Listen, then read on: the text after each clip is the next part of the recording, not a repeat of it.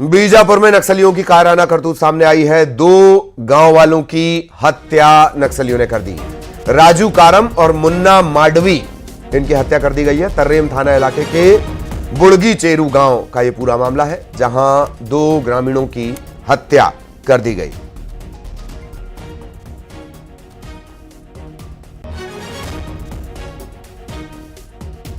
बीजापुर का पूरा मामला, जहां नक्सलियों ने राजू कारम और मुन्ना माडवी, इनकी हत्या कर दी है।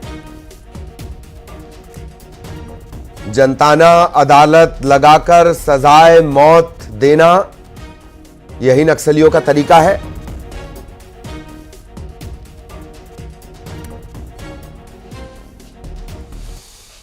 शराब घोटाले में जेल में बंद कवासी लखमा की न्यायिक रिमांड आज खत्म हो रही है। पूर्व मंत्री को ईडी की स्पेशल कोर्ट में पेश किया जाएगा।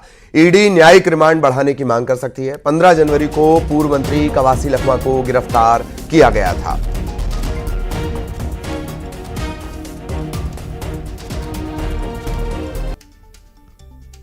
शराब घोटाले में जेल में बंद कवासी लखमा की न्यायिक रिमांड आज खत्म हो रही है।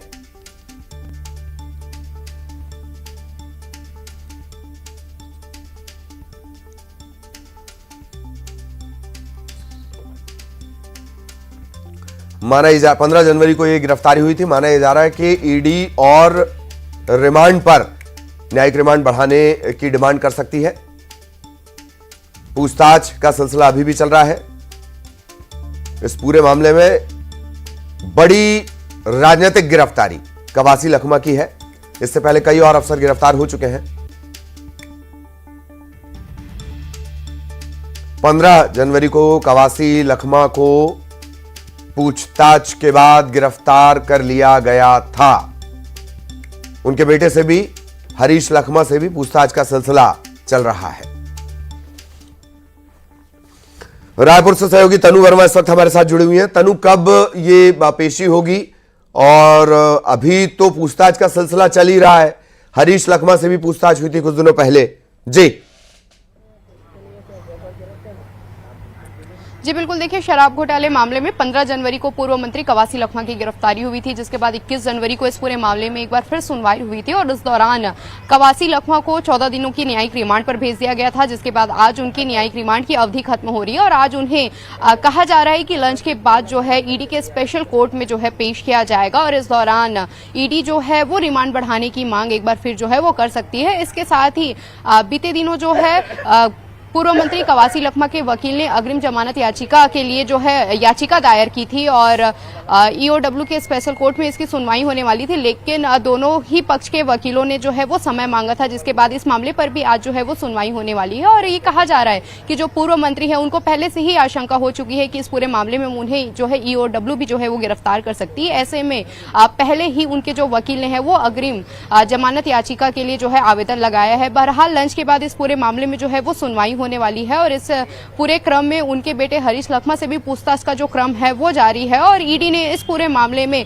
कवासी लखमा को जो है अहम हिस्सा जो है वो बताया था और उन्होंने दावा किया था कि इस पूरे सिंडिकेट में यानी कि शराब नीति बदलने में कवासी लखमा की अहम भूमिका रही है। इसके साथ ही ईडी ने यह भी जानकारी जो है वो दी है कि उनको जो है 2 करोड़ रुपए जो है कमीशन के तौर पर जो है वो पहुंचते थे। इसके साथ ही तमाम खुलासे ईडी के द्वारा जो है किए गए थे। ऐसे में आज रिमांड बढ़ाने की मांग के साथ साथ भी कई अहम खुलासे भी हो सकते हैं और जांच के दायरे जो है आगे और भी बढ़ाए जा सकते हैं। जी चलिए, बहुत धन्यवाद तनु इस पूरे अपडेट के लिए। लेकिन आप हमारे साथ बने रहें, एक और अहम खबर को लेकर आगे हम तनु से चर्चा करेंगे, जानकारी लेंगे।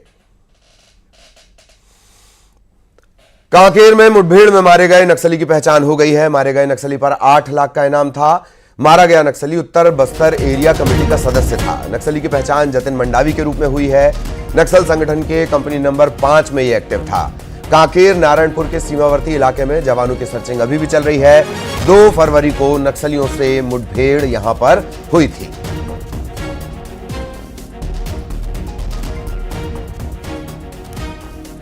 $8 लाख का इनामी नक्सली इस मुठभेड़ में मारा गया है। उत्तर बस्तर एरिया कमेटी का सदस्य जतिन मंडावी इस मुठभेड़ में ढेर हुआ है। 8 लाख का इनामी।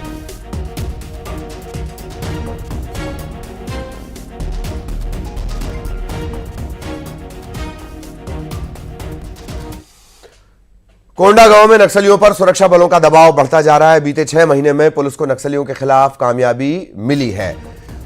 बीते 6 महीने में सुरक्षा बलों ने 20 भरमार बंदूक के साथ 18 टिफिन बम बरामद किए हैं। 9 नक्सलियों को गिरफ्तार किया गया है। फोर्स के दबाव में 7 नक्सलियों ने आत्मसमर्पण किया है। सरेंडर करने वाले नक्सलियों में 5 लाख का इनामी नक्सली कमांडर भी शामिल है। यहां अब तक 12 लाख के इनामी नक्सली संगठन छोड़ चुके हैं।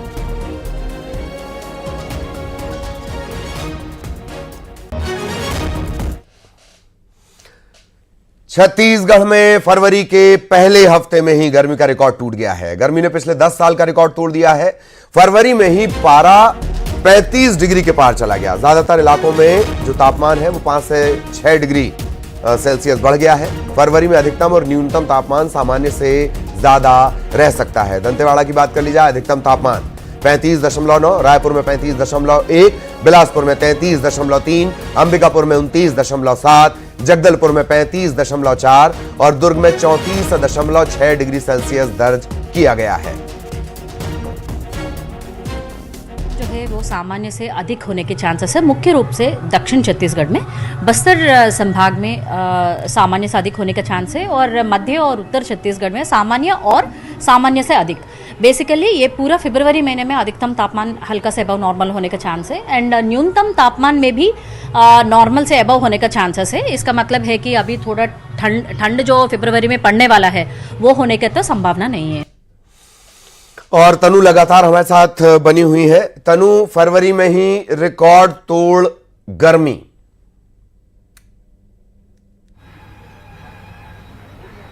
जी बिल्कुल, देखिए ललित, जो है जनवरी के एंडिंग वीक पे ही अगर हम बात करें तो तभी से छत्तीसगढ़ में गर्मी का एहसास जो है वो होने लग गया था और फरवरी के पहले हफ्ते में ही गर्मी ने जो है अपने पिछले 10 साल का जो है वो रिकॉर्ड तोड़ दिया है। और गर्मी के फरवरी के पहले हफ्ते में ही पारा जो है वो 35 के पार पहुंच चुका है और मौसम विभाग का कहना है कि फरवरी इस पूरे महीने भर जो है अधिक गर्मी जो है वो महसूस होगी। और उनका कहना है कि फरवरी के दौरान जो है मैक्सिमम टेम्परेचर में तो बढ़ोतरी होगी ही, इसके साथ ही मिनिमम टेम्परेचर में भी बढ़ोतरी का दौर जो है वो देखने को मिलेगा। और एक तरह से जो पिछले 10 साल के रिकॉर्ड की हम बात करें तो फरवरी माह में रिकॉर्ड जो है 35 के नीचे ही रहे, लेकिन इस बार फरवरी के पहले हफ्ते में रिकॉर्ड 35 के जो है पार पहुंच गया। और बीते दिनों सबसे गर्म शहर की अगर हम बात करें तो दंतेवाड़ा में टेम्परेचर जो है 35.9 जो है वो रिकॉर्ड किया गया है। वहीं मौसम विभाग का कहना है कि छत्तीसगढ़ में अभी जो है उत्तर से ठंड हवाओं का आना जो है वो बंद हो चुका है, जिसकी वजह से ठंड पूरी तरह से यहां से गायब हो चुकी है। और अगर यही सिलसिला जो है वो लगातार चलता रहा तो कहा जा सकता है कि फरवरी के लास्ट वीक में या फिर मार्च के